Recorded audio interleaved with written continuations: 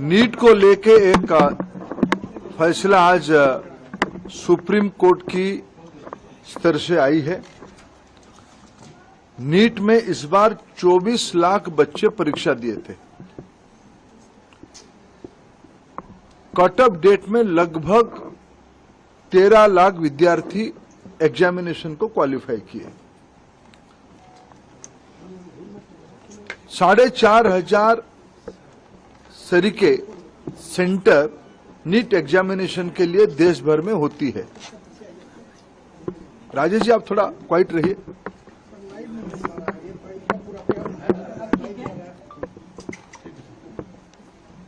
साढ़े 4,500 सेंटर देश भर में होती है। अनेक देशों में भी नीट की सेंटर होती है। खाड़ी के देशों में होती है, पड़ोस के देशों में होती है और 13 भाषा में एग्जामिनेशन होता है। दुर्भाग्य से इस बार नीट की 2 क्वेश्चन सेट्स होता है। गलती ना हो जाए इसीलिए चुनाव एग्जामिनेशन के दिन ही सूचित किया जाता है। क्वेश्चन सेट ए या बी को यूज किया जाएगा, आइदर ऑफ द वन। इस बार जब परीक्षा हुआ, गलती से आउट ऑफ 4,500 सेंटर 6 सेंटर में गलती से गलत सेट्स ऑफ क्वेश्चन आ गई। जब परीक्षा चल पड़ी, कुछ समय के बाद उसको संज्ञान में लिया गया और उसको विड्रॉ करके फिर सही प्रश्न पत्र दिया गया। उसमें कुछ टाइम लॉस हुई। उन 6 सेंटर में लगभग 1563 स्टूडेंट उसमें परीक्षा दे रहे थे। उनके मन में आया कि भाई ये हमारी साथ थोड़ा अन्याय हुई है, हमारी टाइम लॉस हुई है, हमारे लिए कुछ सोचनी चाहिए। सुप्रीम कोर्ट की एक स्टैंडिंग ऑर्डर है। इस प्रकार की कहीं एंट्रेंस में कुछ विषय आती है तो री एंट्रेंस ना कराते हुए एक एवरेज मार्किंग, ग्रेस मार्किंग की मेथड पे उनको कंपनसेट किया जा सकता है। ऐसे एक सुप्रीम कोर्ट की ऑर्डर है क्लैट की स्टूडेंट्स की क्लैट के एग्जामिनेशन के माध्यम से। एनटीए ने उसको अप्लाई किया। एक एक्सपर्ट कमेटी बिठाई, उसमें से कुछ रिकमेंडेशन आई और उसको उन्होंने अप्लाई किया। उसके बाद देखा गया कि कुछ विद्यार्थियों की नंबर 100% हो गई। उनकी जो एवरेजिंग किया गया, उनको जो ग्रेस मार्क दिया गया, उसमें कुछ विद्यार्थियों की नंबर 100% हो गई। इसमें भी फिर कुछ लोग कोर्ट पे गए। पहले कुछ लोग कोर्ट पे गए थे कि हमारी टाइम लॉस हुई।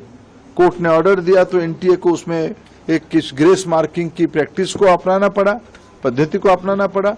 फिर जब ग्रेस मार्किंग में कुछ विद्यार्थियों की नंबर 100% हो गई, तब फिर कुछ लोग कोर्ट पे गए। उस बीच में एनटीए ने फिर एक एक्सपर्ट कमेटी बिठाई, एकेडमिक्स कमेटी बिठाई। उन्होंने कुछ सोच समझ किया और कोर्ट ने आज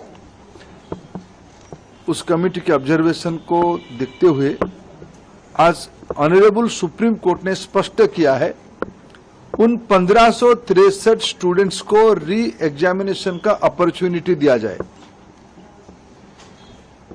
23 जून को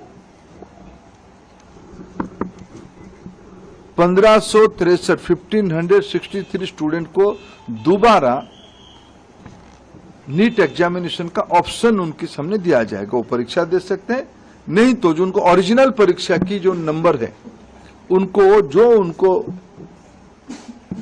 वो परीक्षा उसको भी ऑप्ट कर सकते हैं। नहीं तो अगर उनको उसमें ना देके और एक चांस लेना है तो वो 23 जून को एक बार परीक्षा भी दे सकते, जो चाहेगा। ये आज सुप्रीम कोर्ट के एक बहुत स्पष्टता के साथ ऑर्डर आई है, उसको मैं स्वागत भी करता हूं। शायद उसके बाद नीट को लेके जो एक संशय और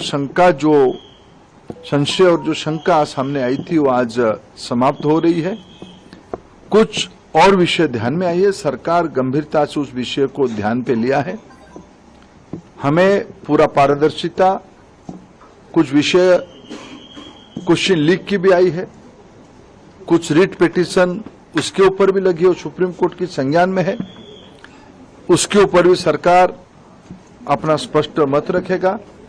मेरे जितना जानकारी है, नीट एक कॉम्पिटेंट एग्जामिनेशन करने वाला अथॉरिटी बन चुकी है।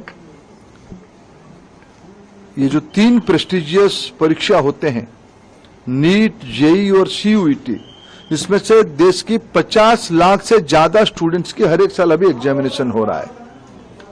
विश्वसनीयता बढ़ी है, इसलिए आने वाले दिनों में सारे प्रकार की शंका संशय को दूर करने के लिए और पारदर्शिता लिया जाएगा, और जो लोग उसमें कहीं ना कहीं एक आधा जगह पे कुछ गड़बड़ी करने का कोशिश कर भी रहे होंगे, उनके ऊपर कार्रवाई भी लिया जाएगा।